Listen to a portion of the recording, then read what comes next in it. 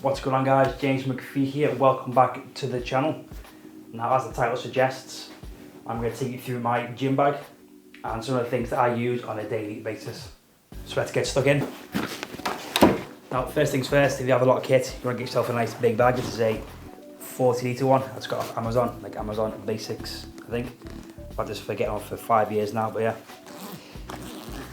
It's starting to fall apart, come away at the seams. It's got holes in, so got myself a new one waiting to have all this stuff inside. So look inside. So first up, obviously, training diary. Again, I know there's all sorts of apps and whatnot that you can just go on your phone and log in, but I always still prefer the old method of just writing things down, so I can just easily flick back, see what I did last session. Easy to look back on rather than being on my phone, because I tend to get lost in Instagram, TikTok, and all that. So yeah, get yourself a paper diary. And then next up we have, obviously, deodorant. I'm someone who tends to sweat a lot when I train, so having this on before and after stops you from being the smelly guy in the gym. No one wants to be that guy. And if you can't think of that person, it's probably you. Next up, another smelly item. Knee sleeves. Now, because I'm a sort of it wouldn't come as a powerlifter, but I like to squat heavy, and knee sleeves are something I would highly recommend investing in if you want to squat heavy weights. And I'm using the SBDs. I've been through a few pairs of these over the years. Obviously the legs growing and shrinking and whatnot, these are currently a large. But I definitely recommend a solid pair of knee sleeves. And again, since my hip issue, I'm starting to squat again. These take away a tiny little bit of depth for me, so I don't get as much stress on the hip. Yeah, solid pair of knee sleeves. But my favourite thing is pre-workouts. Again, normally this isn't in my gym bag. I normally have it before, but if I'm at work and training afterwards, I carry them with me. Currently on the Ghost Pub Sour Watermelon. Definitely recommend that, 2 scoops of that. And Brain Gains Switch On, which is a nootropic, just helps me get more focused. And this is the caffeine, this is one with caffeine in. I accidentally ordered the caffeine one by mistake, thinking it was the switch off, so the one for sleep, but kept it anyway, and I'm enjoying it because it helps me just get more focused, since I believe I have some sort of a slight bit of ADHD today. Next up we have the cross balls or massage balls. Again, we have soft, I don't know how I'm doing that, I can't even juggle. Nope. Again, this is great getting in the places that foam rollers can't quite reach, because it's got such a small surface area. Again, I find that uses a lot on my chest, because I've got, again, another injury, shock, in my delts, just loosen it all up. And obviously it's great to get into the glutes before a heavy squat or deadlift session, just to really loosen them off, especially if you spend the day sat down a lot. So I recommend a pair of those. I've got these from, again, Amazon. You get like 3 for £7 or £8. Next up is resistance bands. Again, these are great to add to machines or any exercises really. Just adds a bit more tension, so it keeps that constant tension on the muscle. It's also great to add into warm-ups. I do things like, again, band pull apart, sleep over, straight arm, pull downs, crosswalk. And it's, again, fairly cheap. It's like a very light resistance band. I also have a yellow one, but that's not in the bag at the minute. Now on to the next section, and in here I have my massage gun. Now I use this massage gun at the start of every session, just again loosen off quads, shoulders, back, traps, just get everything loosened off more. Again, these are more so used for an acute effect.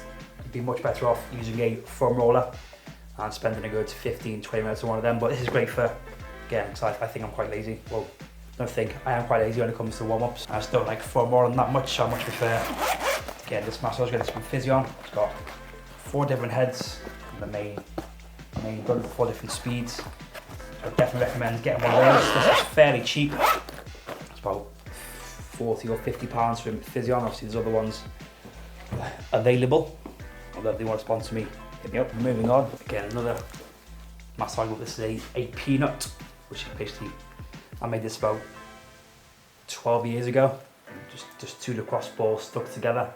Again, this is great for loosening off that T-spine, also T-spine mobility work. Again, that little divot is there, so you can, that's where your spine goes, either side of the spine, and you can really get into the shoulders. Make sure you pull them back and get it right in between the shoulder blades there. So my favourite drills is having that on my back with a 20 or 25 kilo plate just resting on my chest and then trying to flex over or keeping that core engaged. That's what really helps open up that thoracic spine, helps with that front rack ability if you're a weightlifter or like front squats. Next up is some mini resistance bands. I also have a bag of these. Again, I like to use these for activation work. Now obviously activation work again is another sort of placebo, but I find these are really helping, and I've been getting a lot of physio exercises to do those. Obviously since I'm rehabbing my hip and shoulder, I'm doing a lot of sort of side clams, bridges, hip thrusts. Also for my mid back and traps, one of my favourites is mini bands around the wrists, elbows tucked in, sliding against the wall, and that can really get that mid and upper back firing. Again, I use that before bench, obviously before deadlift, just to make sure everything's fine. Again, I don't know if it's a placebo or not, but I certainly like to do them, and I can certainly feel the benefits from using those. Again, I've got 2 sets, very cheap. And obviously an emergency caffeine, which is Monster. Again, Ultra Paradise. I've not tried this one, but Ultra Paradise. That's there in case of emergencies, and I either forget this pre-workout or I just feel like I need more caffeine for the day, which I used to rely on that a lot. That compartment done, front part. Obviously, no session would be complete without a pair of headphones. These are the Sony WBFX something. I don't know, I'll put a subtitle wherever, what they are, put it up here. These are great, these are noise cancelling headphones, and they just shut everything else off, and they have very good bass for those heavy sets. I always have the volume on full and I can't hear anyone else. I've made videos where I've made noise during a set, but I haven't, to me it's sounded quiet or felt quiet, but looking back it has not been quiet, and I've got some funny looks for that. I also have a little, this is a great like little purchase just for me. This is a little microphone handle, so I can use it for my mics, just to add something different to content rather than me just stood there. I can hold it there. So I like to do things with my hands when I speak, or I suppose you get a fidget spinner or something. But little mic, if you're content creator or you want to interview someone, you know. I might do some of those videos in the future once I get a bit more confident in front of the camera and talking in public. That's it from there. Just again, just more rubbish lip balm, you know, when it gets hot this summer, dry lips and all that. So the last little compartment. First up is lifting straps. Now a lot of people don't use straps because they feel like they're almost cheating in a way, but especially more so if you're doing a sort of bodybuilding work, high rep work. I just think they're a great tool to have. Obviously you don't want your grip to be a limiting factor when you feel you can lift heavier or do more reps before that fails. So I recommend decent pair of lifting straps. These are Beast Gear. Again, just a very basic pair. I find these help because they've got that rubber on the outside as well, so it sort of helps add a bit more grip. But obviously, yeah, with powerlifting, I tend to use mixed grip, so I don't really tend to use straps. If I'm doing high rep work, I will use straps, but also still train my grip because that's something that should always be trained as well. Last thing in the bag, oh no, there's one more thing after that. Again, wrist straps just help protect those wrists. Oh, again, SPD again. Dog hair, lovely. Yeah, these are just the regular pair, not the stiff ones. They've got a bit more flexibility in them. And one thing I want to point out is when using wrist straps, you don't put it just under the bottom of your wrist, you put it over the wrist, so the wrist can't move. So rather than put it down here, you want it to be over the wrist and almost over the bottom palm of your hand, so that when it is on, again, my wrist can't move that much. Obviously with the stiff pair, they just be locked in place, rather than be at the very bottom of the wrist, where my wrist can freely move about.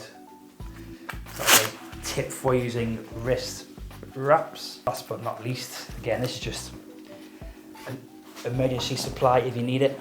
It's not my favourite thing. It's just a little tub of liquid chalk. Again, I've had regular chalk in my bag before, but it's leaked or broken and it's gotten everywhere. But liquid chalk, again, it doesn't work well with some barbells. Like if I was using the powerlifting kit, I would definitely stay away from using this because it can just stick a nail in and make it rust, but if you're dumbbells and whatnot, go ahead, get a nickel chalk. You need a tiny bit, rub your hands, unless you can have real chalk. That's just an emergency supply.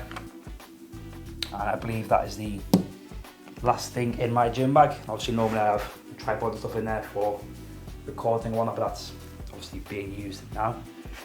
But yeah, that's everything I have in my gym bag.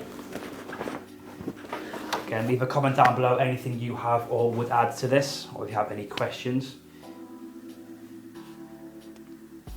And if you like this video, if you enjoyed this video, be sure to leave it a like, hit that subscribe button if you are new, and I will catch you all in the next one. Peace.